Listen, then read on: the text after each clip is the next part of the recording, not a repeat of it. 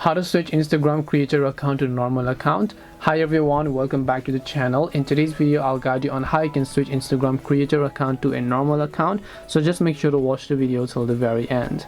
If you'd like to switch Instagram's creator account to a normal account, all you have to do is simply go ahead and then first of all launch the Instagram application here.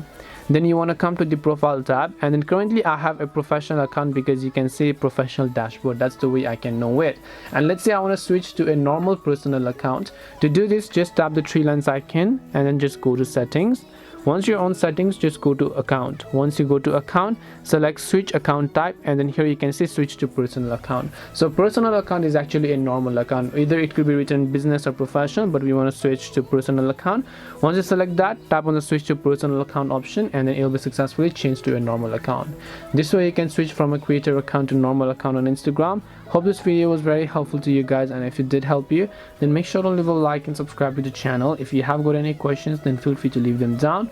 Thank you for watching and see you in the next video.